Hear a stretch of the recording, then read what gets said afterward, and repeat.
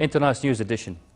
The Prime Minister says a Saudi-funded desert highway maintenance project will save lives and urges raising the capacity of electric power plants. Russia steps up its defense of Damascus and says a deadline for the elimination of Syria's chemical arsenal can still be met.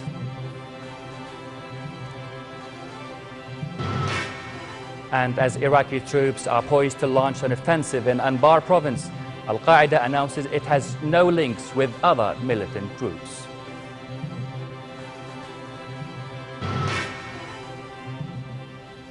Good evening and welcome to the news.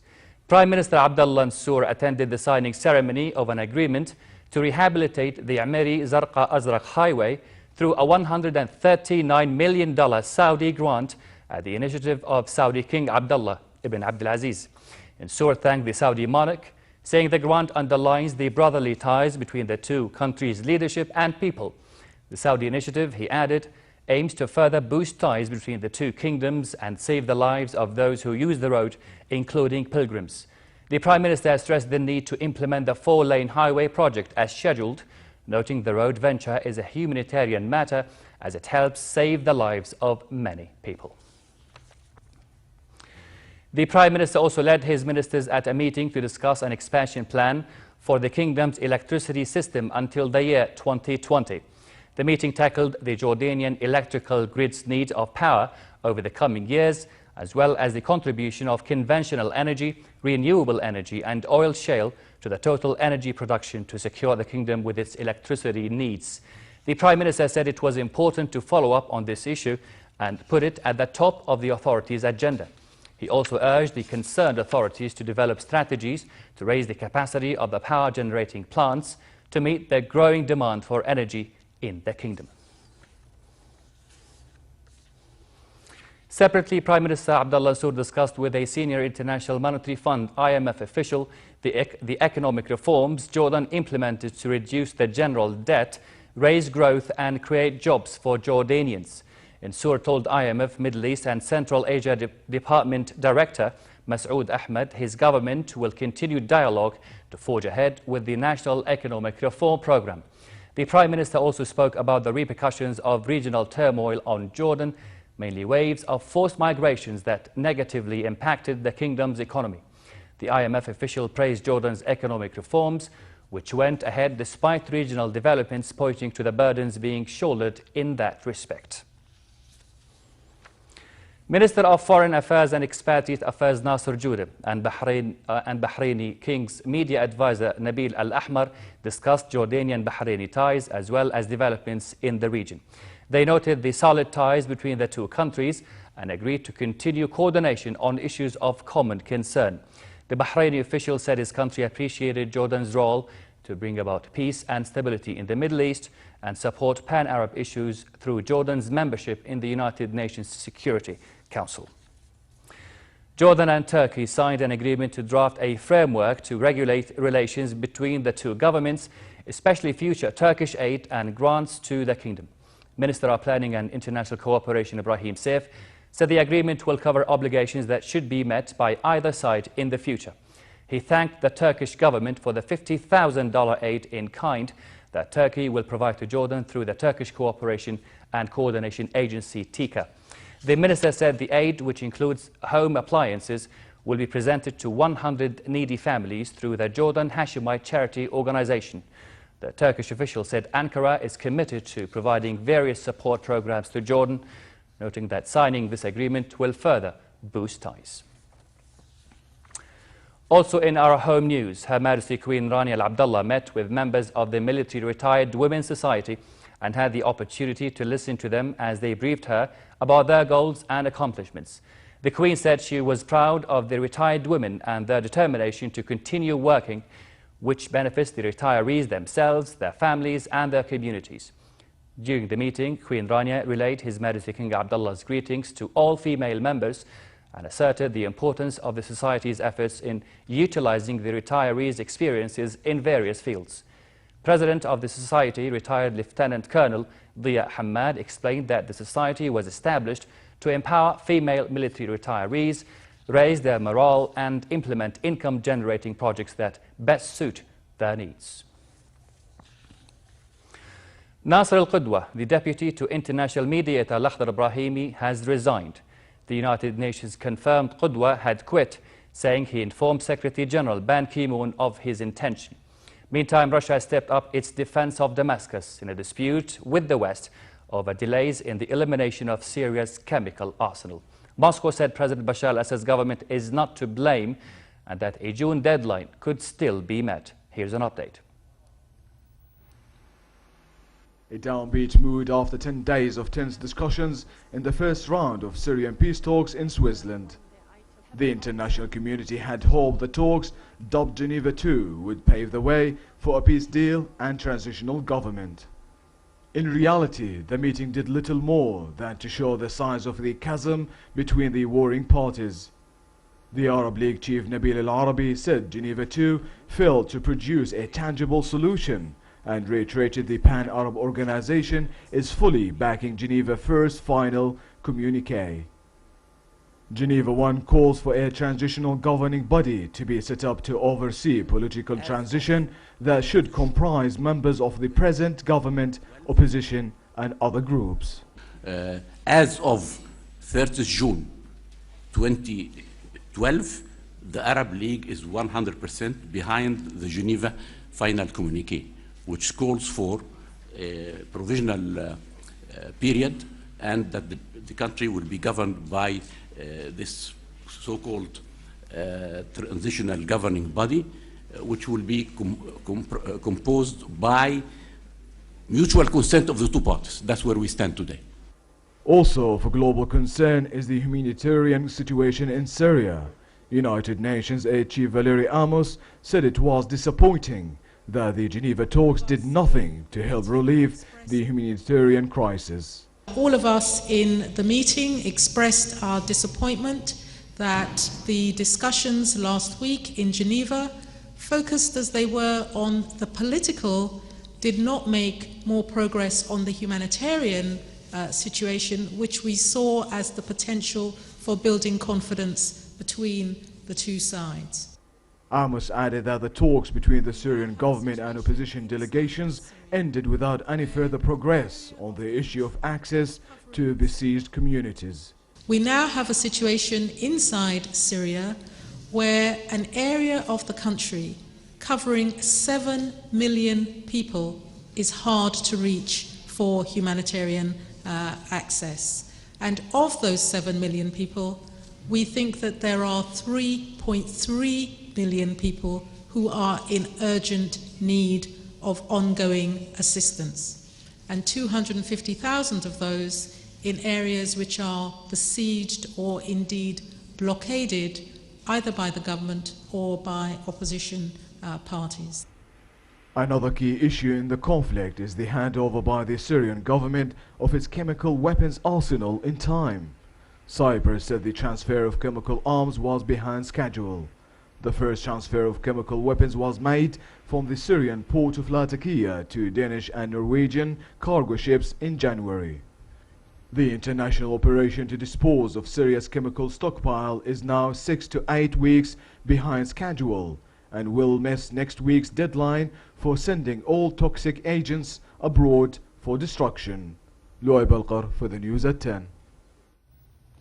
In neighboring Lebanon, a suicide bomber killed himself and another person also died when he detonated explosives in a minibus in southern Beirut.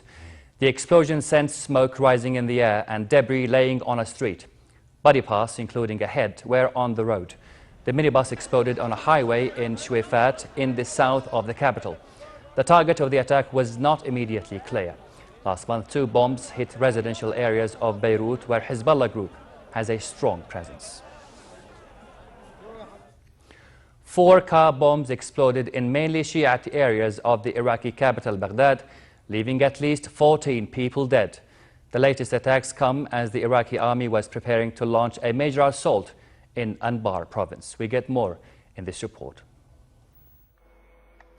Iraqi troops remain poised outside the key town of Fallujah in an anticipated offensive in the mainly Sunni Anbar province. The army has intensified its shelling of the city in preparation for the ground assault. The government is fighting to regain the city, which has been under the control of militants for the past month.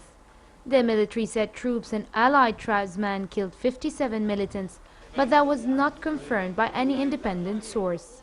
Security officials said orders had been given to shell the city with artillery and planes to try and determine the capabilities of the militants. But local residents said it was civilians who are paying the price. The shelling affected us. Planes and artillery are targeting families and innocent people. We live in the Namia neighborhood and there is no IS, IL or other armed groups. There are only children. Prime Minister Nouri al-Maliki has appealed for international support and weapons to fight al-Qaeda. This video released by Iraq's Defense Ministry shows the government's ongoing military operations in Anbar. In an apparent reprisal for military actions in Anbar, 4 car bombs exploded in mainly Shiite areas of Baghdad province, killing at least 14 people. 2 of the bombs blew up in the town of Mahmoudiyah, south of Baghdad, killing 8 people, and 2 more blasts occurred in the capital. In the meantime, Al-Qaeda's General Command said it has no links with the Islamic State in Iraq and the Levant. The statement was an apparent attempt by Al-Qaeda to reassert its authority over fragmented Islamist fighters in Syria's civil war. In the message on jihadi websites, the Al-Qaeda General Command said the ISIL is not a branch of Al-Qaeda group and that Al-Qaeda does not have an organizational relationship with it and is not responsible for their actions. After a month of rebel infighting, Al-Qaeda disavowed the increasingly independent ISIL in a move likely to bolster a rival Islamist group, the Nusra Front, as Al-Qaeda's official proxy in Syria. Overall, the 3-year-old Syrian war remains largely deadlocked, with the country fragmented into areas controlled by the warring parties. Faraj Looney for the news at 10. Gunmen abducted a British oil worker in the Yemeni capital Sana'a. The kidnapping followed that of a German by Yemeni tribesmen 3 days ago, who said they had seized him to press the authorities to release jailed relatives. Today's abduction came just hours after 3 explosions shook Sana'a, underscoring fragile security in the capital. A police source said 2 roadside bombs exploded near the Defense Ministry and Central Bank last night. A mortar bomb also landed in a district that houses the French embassy and the home of former President Ali Abdullah Saleh. 4 people were wounded in the mortar blast, which also damaged 3 buildings. Ukrainian President Viktor Yanukovych returned to work after 4 days of sick leave. The opposition pressed for further concessions from the president to end more than 2 months of street protests against his rule. Yanukovych is seeking a way out of a confrontation with thousands of protesters who have seized control of Kiev's city center. The president's first urgent task is to name a new prime minister to succeed Mykola Azarov, who stepped down last week under pressure from the protest movement. In other concessions, Yanukovych has approved the repeal of recent anti-protest laws and offered a conditional amnesty to activists who have been detained in the unrest. But opposition leaders were pressing for further concessions.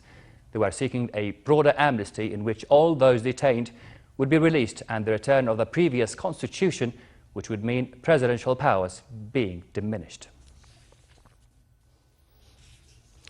A European Commission survey found that corruption costs the European economy around 120 billion euros per year. The study issued by Home Affairs Commissioner Cecilia Malmström found that corruption is a problem for almost half the companies doing businesses in Europe. The EU is often portrayed as one of the globe's cleanest regions. Among businesses, belief is widespread that the only way to succeed is through political connections. Experiences of corruption vary across the 28-nation bloc. There are estimations that corruption costs in the European Union is no less than 120 billion euros each year, and that is the equivalent of an EU annual budget. Studies suggest that up to a quarter of the value of public contracts in EU member states may be lost in corrupt practices, and this, of course, is very damaging to the citizens. Oscar-winning actor Philip Seymour Hoffman has died at the age of 46. Hoffman, who won an Oscar for the film Capote, was found dead in his New York apartment of an apparent drug overdose. I think this is going to be a really exciting... One of the leading actors of his time, Philip Seymour Hoffman, is found dead at his New York City apartment at age 46. A police source said Hoffman, who won an Academy Award in 2005, died of an apparent drug overdose. A police spokesman said the actor was found Sunday with a syringe in his arm. 2 small plastic bags containing suspected heroin also were recovered at the West Village apartment. An investigation is ongoing. Hoffman, who had spoke of past substance abuse problems, was born in Fairport, New York, outside of Rochester. He won the Best Actor Oscar for his portrayal of writer Truman Capote in the biographical film Capote. Hoffman also received Academy Award nominations for Best Supporting Actor in The Master in 2013, Doubt in 2009, and Charlie Wilson's War in 2008. After dozens of roles, the actor burst onto the film scene in 1997's Boogie Nights and recently appeared in the blockbuster series The Hunger Games. Hoffman also often appeared on Broadway, earning 3 Tony Award nominations and in independent films. Last month, he appeared at the Sundance Film Festival in Utah for the premiere of the thriller A Most Wanted Man. Hoffman spoke to Reuters about playing Gunther Bachmann, a German spy. I connect to a lot of it. I think it'd be hard for anyone not to kind of connect with the loneliness. He's pretty lonely. He's a very driven, obsessive guy. There's not unforgiving, of himself in a lot of ways, and a lot of traits that I think a lot of people carry in one grade or another. Hoffman is survived by 3 children and his partner, Mimi O'Donnell.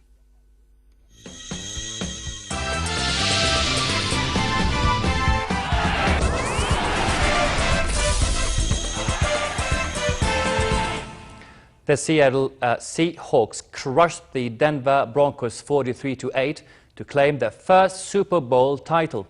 Seattle, the NFL's top-ranked defense, turned 2 interceptions into second-quarter touchdowns for a 22-0 lead at intermission, the second coming on a 69-yard interception returned by linebacker Malcolm Smith.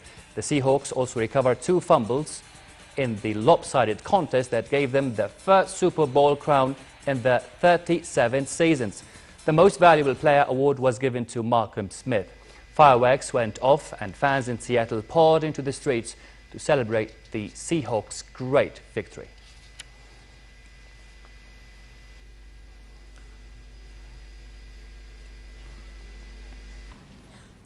Over to tennis, Britain celebrated their first Davis Cup victory over the United States since 1935, when Andy Murray beat Sam Querrey 7-6, 6-7, 6-1, 6-3 in the World Group first-round tie in San Diego. Wimbledon champion Murray broke his big-serving opponent 5 times on the red clay surface to give Britain an unassailable 3-1 lead.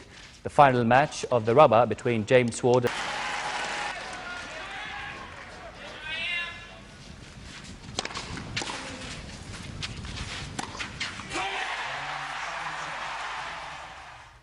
finally, cold and partly cloudy tonight with scattered showers. Frost is expected in the Badia Desert region and the hilly areas as well. Winds tonight will be northwesterly brisk. Tomorrow it will remain cold in the hilly areas with some local showers. Winds will be northeasterly to northwesterly brisk, blowing dust in the Badia Desert region. Warmer weather is forecast in the Jordan Valley and the Gulf city of Aqaba, with highs in the low 20s. Aqaba should expect 1 or 2 showers with northerly brisk winds and calm seas. The weatherman warns of frost and poor visibility in the hilly areas and the Badia region due to fog and dust. Next are the lows and highs for tonight and tomorrow.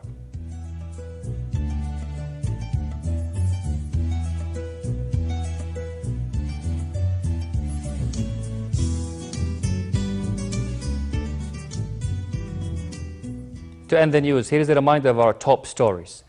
The Prime Minister says a Saudi-funded desert highway maintenance project will save lives and urges raising the capacity of electric power plants. Russia steps up its defense of Damascus and says a deadline for the elimination of Syria's chemical arsenal can still be met.